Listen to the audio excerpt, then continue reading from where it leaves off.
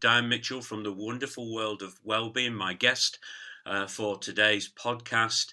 And thank you so much for joining me, Diane. I was looking at the work that you have done and are doing, and this whole thing to do with the wonderful world of well-being, I find really, fascinating and important. And one of the things I was thinking was that if you could just tell us a little bit about it and some of the things that you are involved with. And Diane, how did you get involved in wellbeing in the first place? What's your passion about it? Why is it important? There's a lot there, I know. There is. It's a massive gamut, and probably all what we can't cover on this podcast today. But first of all, thank you, Phil, for inviting me. I'm absolutely delighted to be here and sharing this with everybody who's going to listen, and hopefully people they will pass it on to as well. So my name is Diane Mitchell, and going back to sort of the beginning of what the outcome is at the moment of the wonderful world of well-being. About 16 years ago, my life took a dramatic turn in terms of I was presented with a really, what I would constitute as a high challenge in my health by way of, I was given 12 weeks to live. And although I was working autonomously, I was in business. I've been in business since I was 19 years old. And I was operating a very successful business at the time. But the moment that I was given that information of, looking at my mortality and I didn't decry any of it because I was wearing it and I knew there was something dramatically wrong. However, every facet of my inner world, other than my name, just completely fell away. It was like there was a whole new jigsaw to emerge, and not negating anything of the work that I was doing. And I was running a type of healing business at the time, but I just knew that that was done and something else had to emerge. And through the following, the prognosis itself, I had this inner shift that I wasn't of the understanding of what had happened in that moment that I was given the information, but an inner shift took place. And I suppose the easiest way to describe it now is a complete unification of mind, body, and my soul, if you like, my higher self. And this belief immediately came in that I wasn't going to die. And that never left me. It was just absolutely resolute, and it just never, ever left me throughout the process. And although I needed an operation and potential medical help to get through it, I just remained resolute. So I was working with both sides of the scale of this inner shift and this feeling that some people in today's world would say, well, that's woo-woo. I didn't know what woo-woo was, and I understand what, on a broad scale, of what people term woo-woo today. But I was looking at scientific evidence, and the strength of what I was looking at and the power of what had happened internally with this shift just allowed me to remain resolute. And I also decided that whatever that was that had happened inside me, once I was through my journey with this, because although I needed medical support, I knew internally in my mind a catastrophic explosion took place at that exact moment that I was given a few weeks to live. And I could see it. And I thought, before I do anything else, I'm just going to attend to what's happened and happening in my mind. That became my immediate priority. So throughout the next 12 months, I was just fortunate that the right people came into my life, counsellors, psychotherapists, even my support team at the hospital, and all these holistic practitioners that have always been holistic in my way of being in my life. But for some reason, it just amplified. I didn't go and look for anybody. People just came in, and that became my support journey throughout the next 12 or 18 to 18 months. And at the end of that, I decided to go back and explore what had happened in my mind, which led me to part of the work that I do today. So I'm a mindset therapist, and I operate a practice called Change Your Mind, Change Your Life, which allows people to rewrite the software of the mind and the noises, the stories that's being told, in quite a succinct fashion. Yeah. And I brought that together based on my experience, because I realized that at critical moments in life, you don't have time to sit and talk about things for 12 months. Sometimes you just need the answers, and you need the past clearing, and you need to be present to be able to make a new, rewrite a new script, if you like, and one that's true to your own self. Yeah. So it's about rewriting, moving over outdated belief systems that we Yeah. all have, we all inherit, and we all live by. And Yeah. sometimes we don't know Just that they can be changed. Yeah, and it's interesting you say that, because that's something I come across very often with the world of money, and I mean typical beliefs like money will give me happiness, or money will give me power, or money will give me choice. And when you think that way, then the other assumption is that you don't already have those. So the question then is, how much money do you need to feel happy or feel powerful or have those choices that you believe you don't already have? And it's interesting when you sort of watch people sort of think about that question. Whatever sum they come up with, immediately you can say to them, well, double it, treble it, because when you get there, you realize that it's not giving you what you're desiring, what you're seeking. And it's that belief that money has greater power than it actually has. And I often say to people, it's like, treating money is like treating an ornament on the side and saying, I don't like the ornament anymore. I'm going to put it away in a drawer. And the ornament then saying to you, but I don't want to be in the drawer. I want to be on the mantelpiece or on the windowsill. And it's ludicrous to think that way, but we think that way with money. So I get what you're saying when you're talking about changing mindsets and beliefs, and people carrying beliefs that actually act as a kind of barrier for them to be able to move forward. Absolutely, yeah. And I think, to use your analogy of an ornament, sometimes the ornament doesn't work in your favor, does it? It may not treat you the way that your desire was. Yep. And using an ornament as an analogy clearly is an indicator that people are looking externally for the internal piece.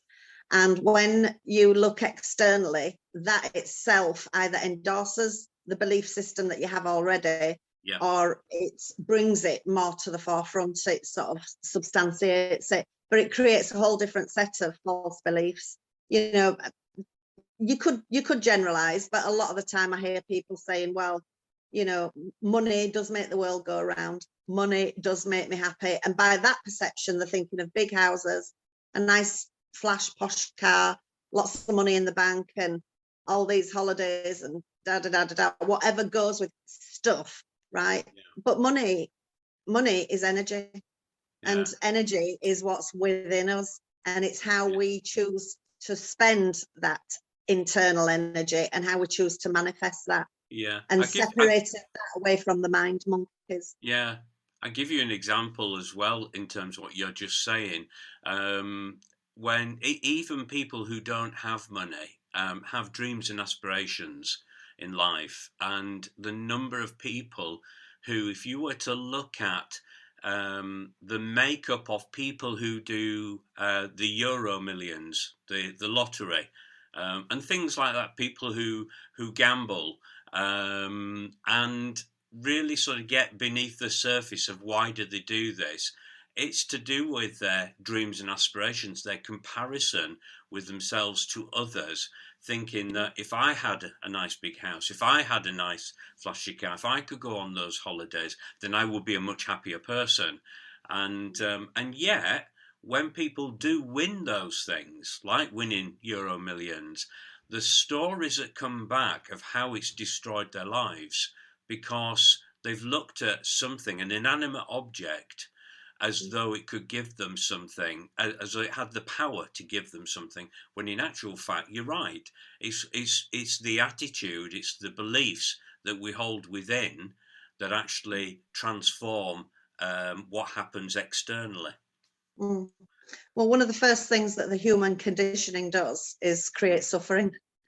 And at all levels, whether you're rich and whatever that means, and whether you're poor and whatever that means, human suffering is involved in the mind, and it's a natural process for the mechanics of the mind to keep us in human suffering, because it does connect to negative hormones, which is what tells us the negative stories. So it will protract that rather than a positive aversion. But what the human being does is externally, like the example you've just given, well, if I had a bigger house and if I had a flash car, or I could have, they're actually comparing themselves to others. And straight away, that is putting people in a position of they're coming from lack and a lower self-esteem, even if they don't see that and they don't understand that that's what's happening, because they're comparing themselves to others, and that aspiration to get to where person X, Y, and Z is means that they unconditionally believe that they're behind the score line. So they're coming from a deeper sense of loss to start with. So they're coming from lack and they're creating loss. And what's missing in the journey is they're working towards getting somewhere that's not right for them. They're externalizing it and wanting to mirror what's happening for someone else's life.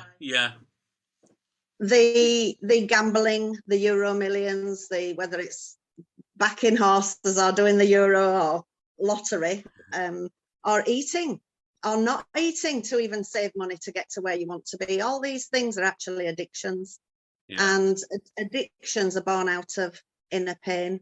And inner pain comes from not having the ability or support system or acumen to be able to go into that pain and unpick that and decipher it. And that can be a coping mechanism, or it can just be the environment. Lots of people live in that. I know, and I come across, people have lots of different ideas and approaches, and yet you can see that those things, in terms of mindset and projecting their desire, their wishes, their aspirations onto external things, as though those external things like money could give them those things. Now, they might contribute, but they won't necessarily address the lack within. And the other thing as well is when they start to realise, well, this isn't enough, I need more, because it still isn't giving me what I'm wanting. It's the issue of anxiety around money is such a major issue at the moment, whether it's in the workplace or in our society. There's a rising tide of anxiety around money, and it's not just because of the pandemic. It's because of oftentimes the mindsets that we have, as though money has a power beyond what it actually has. And when we start to realize it's not giving us what we want, then we start to feel anxious about it. And the thing about anxiety is that it's very difficult to make rational choices. And when you're dealing with money, your choices need to be rational. And they say that 80% of the decisions we make around money are emotional. And if we're not aware of where those emotions are being driven from and what those emotions are, then it's understandable then why we repeat the same behaviours, the same mindsets, the same choices around money that oftentimes will undermine what somebody actually really wants going forward. So it's a big issue, isn't it? I'm just conscious, obviously time-wise. I just wanted to ask you, tell us a little bit more about the wonderful world of well-being and some of the things that you do and that you've drawn others into to take the whole thing of well-being forward. Okay, so like I mentioned earlier, Phil, I work in private practice on a one-to-one basis. And I also teach groups in an educational setting. And at the moment, because of the pandemic, 91% of the population are online. So I teach online. I opened a brand new academy last year, which is working really well, taking people through a variety of inner work to get to developing their businesses as they want and further for today's need. Because the anxieties around what you've talked about, wealth and money, is absolutely paramount. It's always been there, but it's exacerbated. So actually bringing that to the forefront and allowing people to explore that and move through, but put interventions in place to move through is part of what this core program is about. So with that, the broader picture is that's the work that I do. And while it's really effective, changing the whole person from the inside out for whatever degree they require, that's my work. And I'm pretty proficient at working with the mind and unification of all the emotions and the higher self and the body. But then well-being is broader than that. That is one aspect. And I've got some fantastic mindset professionals in my circle as well. But one of the things that I am good at is also bringing big groups of people together and connecting the right person with the right person. And one day when I was working in my private therapy on a one-to-one basis, and it was working, but I became really, really conscious that it was one-on-one and more people needed more choices of well-being in terms of alternatives. And I'm not talking woo-woo, I'm not talking about what people would perceive as woo-woo. I'm talking about alternative pathways so that they become equipped with a toolkit for choices for their life now and into the future. That's good. Now, and that healing and getting better and fixing things isn't necessarily at the end of a prescription. And I sit quite comfortably. I think we marry up perfectly well with the NHS systems and the global systems we've got for NHS and what they bring on the scientific level. But of course, we've advanced so much that we've got scientific-based studies now that have come to the forefront for energy matters, things that matter, what's going on within the mind and the body, that quantifies the ability to be able to substantiate groundedness around the woo-woo, what people would perceive as woo-woo. And I think people call it that because they don't know what well-being is. So my journey is to bring that awareness to the forefront and to let people see that there are other choices. It's not necessarily, in my position, I was offered an operation and treatment after it and and that was that avenue which I chose. In the end, I changed, but naturally all the holistics seeped in a much broader scale. And what happens with holistic therapy is it sits in perfect alignment with every cell inside the body. And I mean, we've got 80 billion cells and each one of them have their own brain capacity, so they know the difference of what's right for us and what's not. So holistic well-being and clinical holistic well-being can be measured, and it can be measured either clinically or it can be measured with the response from the human system. And just bringing that awareness and shining a spotlight over whether it's epigenetics, different types of massage, what will bring different types of relief to the human system in terms of the mind-body correlation, and products, natural products that sit comfortably within the cellular system, so it's not causing any disruption. So that's brilliant. I just remember reading a book called Molecules of Emotion by Dr. Candice Pert, and she had this statement. She just basically said the body mind. She would often refer to the body mind. So when we think about the mind, we think about the grey muscle in our heads, but in actual fact the mind is the entire body, because your body remembers. And and I thought it was very good, that point that she made in her book. Sadly, she's no longer with us, but has left a sort of foundational work that people have been building on since then. Diane, we're out of time, but thank you so much for coming on to the Wisdom Chat podcast. My name's Phil Holdsworth of Aurum Gold. If you want to ask any questions or know any more about the world of well-being or money psychology or just some practical helps, then please go onto our website, aurumgold.ltd.co.uk, and I will put you in the right direction with the right kind of people who can give you the kind of help you're looking for. And if you're an employer, then part of supporting your employees would be to include financial well-being in your well-being strategy. So it is important. It does have an impact on your business. So I'm Phil Holdsworth. Thank you very much for listening.